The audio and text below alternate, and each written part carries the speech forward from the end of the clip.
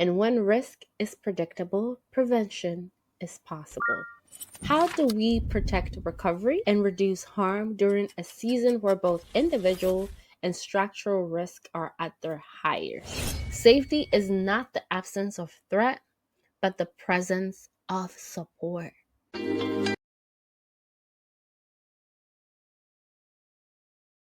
Hello, and welcome to the Transformed Mind, the podcast where we explore the real world intersection of mental health, addiction, and transformative care. I'm your host, Dr. O, and with each episode, we take a very thoughtful, practical, and evidence informed look at how we can improve psychiatric and addiction care from clinical settings to community spaces. If you're new here, here's the vibe. Host RX is just me and you. We're breaking down the research and we're sharing what really matters for our work. Expert RX brings in brilliant minds from the field, clinicians, researchers, and change makers. And Lived RX, that's where the real life stories come in. Guests who have lived it, survived it, and are shaping the system because of it. And today, if you're tuning in, welcome, welcome, welcome. I am so glad you are here. This is the season finale. And I am so excited you're here. I can't believe we've made it this far. Thank you for listening, learning with me, and going through each episode with me. Over the course of the season, we have explored what it really means to practice evidence based, humane, and equitable care in the context of substance use and psychiatric care. We have talked about medications, policies, housing, emergent drug trends, and the system that either protect or endanger people's lives. For this final episode, I want to do two things. First, I want to reflect on what this season has taught us. Second, I want to apply those lessons to one of the most clinical and emotionally complex times of the year, the holiday season. Because if there's one message that we have echoed this season across every episode, it's this: risk is predictable. And when risk is predictable, prevention is possible. This season of Transformed Minds focused on the core question: what does effective, ethical, evidence based care actually look like in the real world? Let's briefly revisit the themes that shaped this year. We began by talking about integration, how embedding addiction care into community mental health settings improves outcomes for people with co-occurring disorders. Thank you to Dr. Ayana Jordan. That opening episode set the tone for what we went through. Siloed care fails people, especially those with complex needs. So we need collaborative and integrative care. From there, we confronted the change in drug supply, including critical episode on xylazine, often called tring, and what clinicians must understand about overdose risk in a contaminated market. We examined youth substance use trends with Dr. Gomez. We discussed with her the grounding prevention conversations in the national surveillance data. Rather than fear-based narratives, we spend times on medications for opioid use disorder, including buprenorphine in pregnancy, and later return to the issue of access, asking why evidence-based treatment remains so difficult to obtain despite the overwhelming data supporting its evidence. We are so grateful for Dr. Bo, who came to tackle this important issue of access with us. We tackled substances often misunderstood and minimized, like kratom, benzodiazepines, and the very real harms of abrupt discontinuation and unsafe tapering, directly from updated clinical guidelines put together by multiple professional organizations, including the APA and the ASAM. And we return to what might be the most consistent theme of the season: social determinants of health, right? In the two-part series on housing and later in conversations about homelessness and untreated opioid use disorder, we had Dr. Chapman, who discussed the evidence was unmistakable. Recovery outcomes are shaped more by stability and access than motivation alone. We also had Dr. Arbello, who discussed this as well, right? That we really have to take care of the marginalized population, including those that are unhoused. We learned the different types and kinds of homelessness. So, why does all of this matter for today's episode? Because the holidays magnify everything that we have discussed, from the stress to the trauma reminders, disrupted routines, reduced access to care, increased substance availability, and system slowdowns that put more people at risk. Which brings us to today's guiding questions. How do we protect recovery and reduce harm during a season where both individual and structural risk are at their highest? Here are three findings worth grounding ourselves in as we move forward.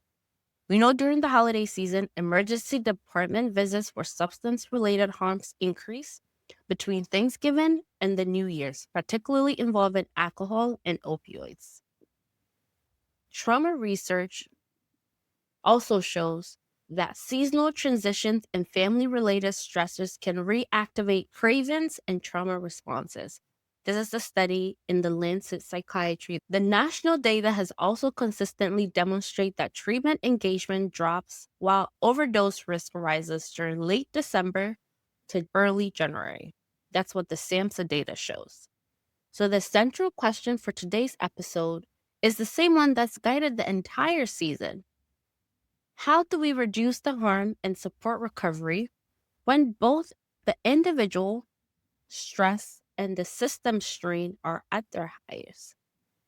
We want to put a few things together for all of us at home, whether you're a clinician, you're a trainee, you're a physician, you're a scientist, policymaker, you're a friend, you're a mother, you're a sister, a brother, you're a child, daughter, whatever role that you fit in this season, we have a few thoughts for you.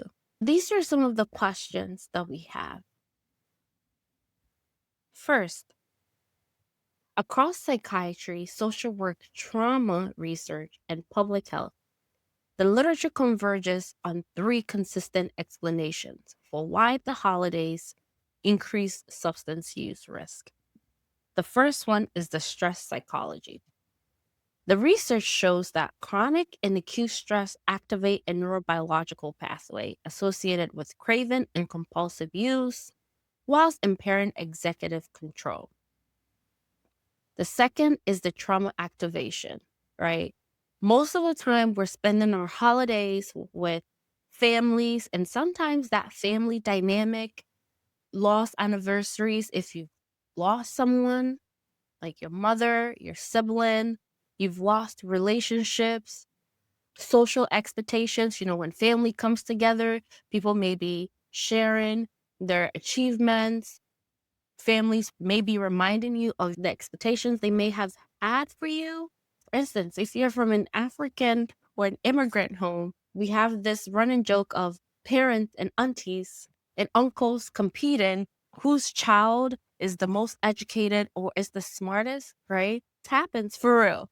And this can be a tough time, especially for people that may feel like they haven't achieved enough, right?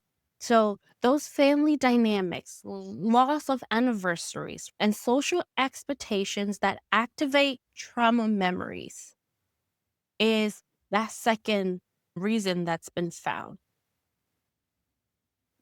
Trauma informed literature has made it very clear that substance use in these moments often functions as survival, not defiance. So someone may be drinking more to numb the feeling, right? If they lost a family member or they lost a relationship, and the holidays is a reminder of that, they may be drinking more, or someone may not want to deal with people. So they may be smoking something just to calm themselves down. So most of the time, what the studies are showing is people are using not because of defiance, but because they're in survival mode. They're trying to survive this season.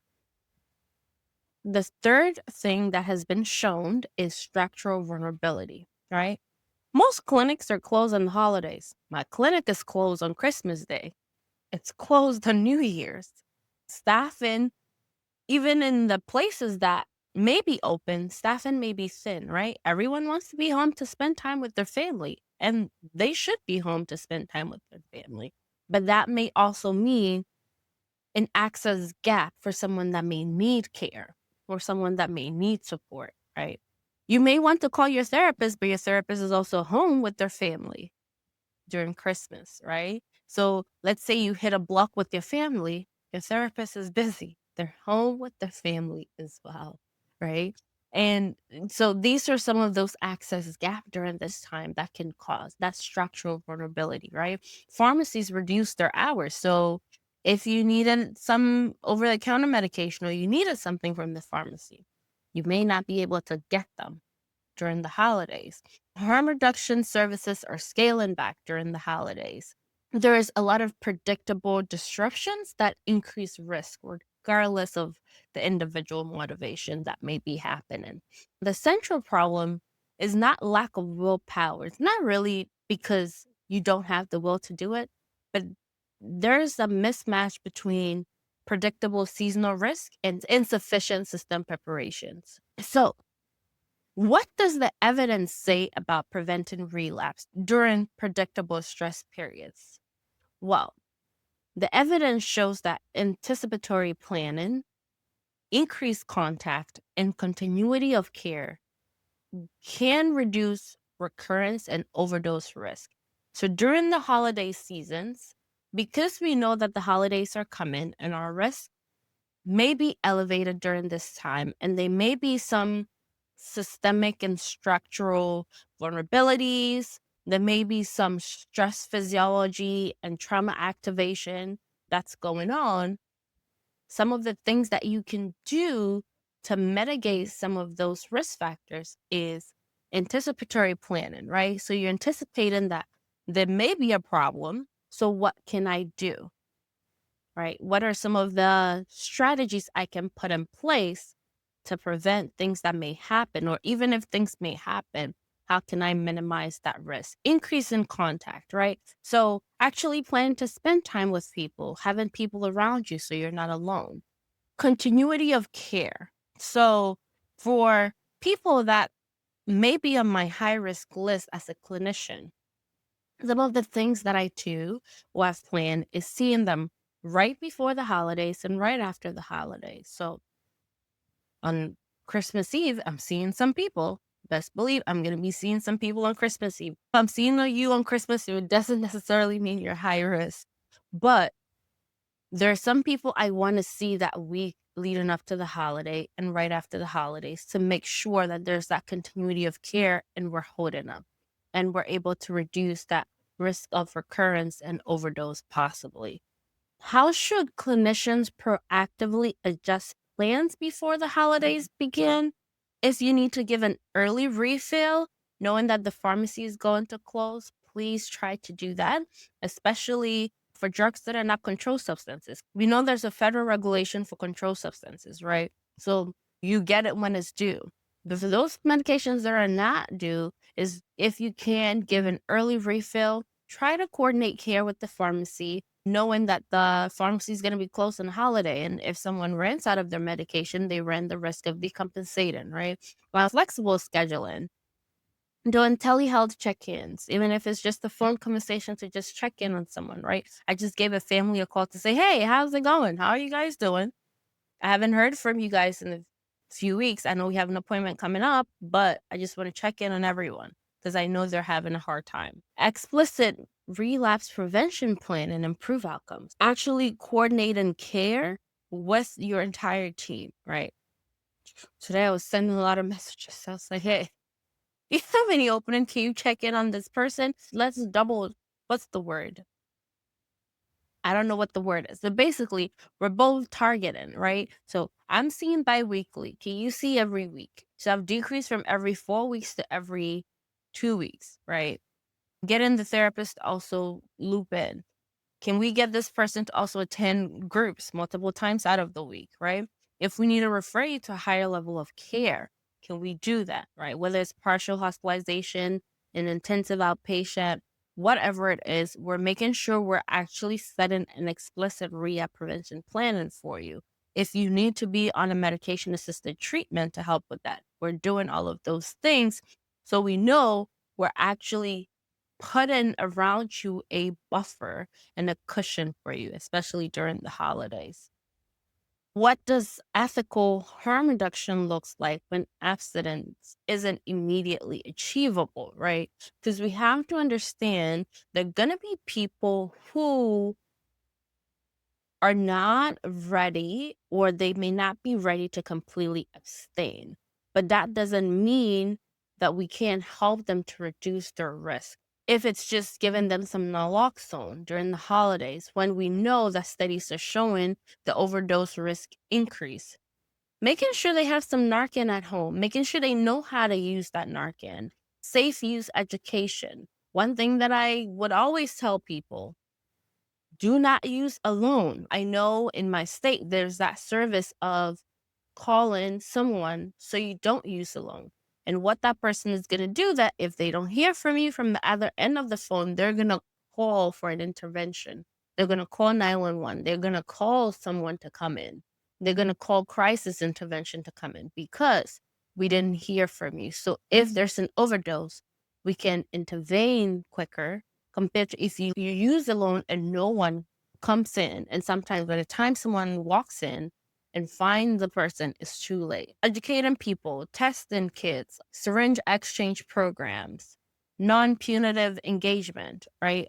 All the things that can help and have been shown to help. There's a study in the New England Journal of Medicine that actually shows that Narcan distribution, safe use education, non punitive engagement actually will reduce overdose death without increasing substance use, right? Because most of the time, the fear is we're enabling these people with harm reduction strategies, we're enabling them to use more, right? But a study is showing you can actually reduce overdose deaths without increasing substance use using these tools. So, some of these are tools that can really help during the holiday season. How do trauma histories uniquely shape holiday substance use patterns? If you remember, one of the things that research has shown is the holiday seasons may be a higher risk season because of trauma, right? So, how do trauma histories actually shape the holiday substance use patterns? And we see that seasonal stressors actually can reactivate traumatic responses, right?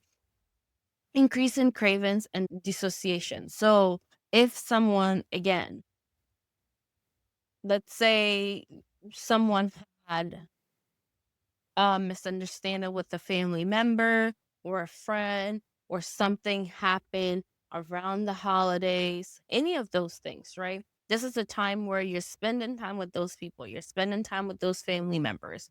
And sometimes they say your loved ones, maybe the ones closest to you, may be the ones that may hurt you the most. But you're spending these time with them, right? You're reactivating, or people, even people that may not be spending time with their families, right? Seeing everyone spend time with their families may trigger pain or trauma that they may have suppressed, right? The people that may not be spending with their fathers or their mothers, right? The people that may not be spending with their children because there may have been some misunderstanding and now they're estranged from each other. The people that may have lost their family members. All of these things, just even being on social media, scrolling and seeing people post, right? Sometimes it's as simple as seeing everyone post their partners and you don't have a partner. You may feel lonely, and that can trigger an increased cravings and some dissociation. So just being mindful of these things and being mindful of what your triggers are and the strategies that can mitigate those triggers. So you're not now in a spiral moment and you're having cravings and there's a lot of substances around because it's the holidays, and unfortunately, you're gonna have recurrence of that use. What role does medication continuity, especially medication for opioid use disorder, play during clinic disruptions? So, even a brief gap in treatment can increase mortality risk. Stopping someone's medication, they could go into withdrawals, or someone missing a dose of their medications, they could go into withdrawals. Those withdrawals can lead to seizures, like, or because they don't have that one dose, they can just be like, I don't want to go through these withdrawals because they're very terrible from how people have express and explain what happens to them from what I have seen people go through. Withdrawals are not, they're not for the weak. They're terrible. Very, very terrible. They can be really bad, right? And some people may not want to go through it. All I need to do is just take the drug or take the substance and this can go away. Some people would go back to use, and sometimes that can lead to an overdose, right? So that's where we start seeing that mortality risk increase. How can patients recreate realistic recovery plans rather than rigid? So trying to use very flexible, value-based recovery planning can reduce disengagement after lapses. So one thing that sometimes I suggest for people that may be having a hard time is RAP. And RAP is actually a recovery action plan that's made by individuals with lived experience. So it's not made by doctors, it's not made by therapists. It's literally made by peers, people with lived experience that have put together this recovery action plan. And sometimes it may not directly fit to your exact problem, but you can look through it, get some ideas, and pick up some strategies and taper it to your specific scenario. So when meet people that may be having a hard time figuring out their triggers or picking up ideas and coming up with strategies, yes, I can suggest strategies for you. But sometimes the most used and most beneficial and compliant strategies I have seen are the ones that the people come up with it themselves, right? So I think, and even just rap, I've seen it help people, and I have people that have literally taken on. This really didn't fit me, but I was able to come up with this intervention plan and strategies for myself and my support team to use, and it actually speaks to my condition and my concerns, right? What community level interventions reduce overdose risk during the holidays? Naloxone distribution, syringe services, all of this can reduce mortality. I know places may be closed, like pharmacies, clinics, all of that, but just having a space where people can come to in case they need someone to talk to. I think that's actually a good idea. I need to look into it and see if there are any around my area, like the soup kitchen and all those places that actually open up for Thanksgiving and Christmases for people to go in to eat. People that don't have families who are alone, or even those that have families that want to go. So I think these are good resources for people to use and look into during the holidays. How do policy decisions about clinic hours and telehealth actually affect mortality? There are a lot of barriers, right? But telehealth expansion has actually been good in this context, in the sense that it helps and increase access, right? So somebody may not want to go in, but they'll be willing to spend time with their family, open presents in the morning with their family, and in the afternoon see people, right? Because they're home. They still get to be at home and spend time with their family. They could have traveled to see their family, but still may be able to, depending on the state regulation, if it's someone that's licensed in multiple states, they'll be able to still see the person and do what they need to, right? So that telehealth expansion and reduce administrative barriers. Oh, And that's a huge one. We're clinicians. Those administrative stuff, right? So actually reducing those administrative barriers, if you're policymaker, you're listening, that can really improve attention and survival. That's what the study shows. So I think it's important that we also shift individual blame to systemic accountability and move from the stigma and the idea, like I said, it could be trauma, it could be stress, it could be a lot of, it could be systemic vulnerability, right? This person does not have willpower, it's not moral failure, it's a predictable event that, and we know risk factors surrounding it. So I believe as a system, we need to take some accountability and we need to start evaluating access continuity and policy barriers rather than just focusing on individual behaviors. Like, I think once we start assessing all of those things, including the access gap, the continuity gap, the policy barriers that's holding some people back and increasing the risk, I think we may be able to make progress and actually decrease that risk and mortality level that happens during this time. I truly believe that. So let's discuss a case. This is a 38-year-old individual with opioid use disorder. They've been stable on buprenorphine for over a year.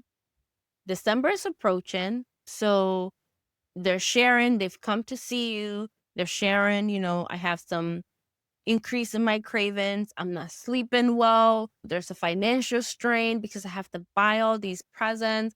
I have to make sure my kids have these presents so they don't feel left out. I have all this anxiety about spending time with my family, with all the family conflicts. I had a fight with my sister the other day, but their clinic is going to be closed for several days over the holidays. From a clinical perspective, anticipatory cravings are expected, as we've discussed, right? The evidence supports proactive planning and medication continuity, right? So these are some of the things that we're supposed to be doing for the individual, right? We have to make sure we're doing a proactive planning. So though the clinic is going to be closed, they have enough medication. So if you can refill earlier, you do that. If this person appears to have some concerns and the risk level maybe a little higher than the average person, they're having cravings, they're having disrupted sleep, they're stressed, right? Financial strain, they're having anxiety. So maybe it'd be a good idea to see the person before and after the holidays, before seeing them, assessing the risk, coming up with a concrete strategy of what are the things that you can do when you're having cravings, right? So, what are they having cravings for opioid? What are some of the things that you can do for your opioid cravings that can help? Are they on medication? If they're on Suboxone, is the Suboxone therapeutic dose, right? How bad is their craving? What can they do? Do they have support? Do they have like family support? People that can help them? Do they have Narcan at home? What are some harm reductive strategies? Have you educate about safer use, right? All of these things would be proactive planning the person for better outcomes, right? So you're reducing that risk. Making sure you're doing all of these things would really help that individual. So, if you're a clinician, I want you to remember that there's a higher risk during the holidays. Anticipate that risk and plan and adjust care accordingly and earlier on, right? If you're a student, I want you to know relapse risk is not just behavioral, it's seasonal and it's structural, right? There are all these risk factors that go into play. If you're a policymaker, we are begging, please help us. Help us advocate for policies that bridge that access gap during the holidays and help minimize these preventable contributors to harm that rises during the holidays. And for the public, recovery depends on support and not willpower. Someone can have all the willpower they want, but they need that support well. Provide them with the resources and support them well. Safety is not the absence of threat, but the presence of support. Thank you so much for being a part of this season. Thank you for listening. We are so grateful for you. Thank you for supporting. Thank you for sharing. Happy holidays. Enjoy your holidays. Stay safe. And please remember, safety is not the absence of threat, but the presence of support. Be there for your family, be there for your community, and let's look out for each other. Happy New Year in advance. See you in the new year when we come back with a new season filled with so much more. We are excited and we'll be coming back in February. Thank you. And as always, stay ready, stay aware, and stay grounded. Thank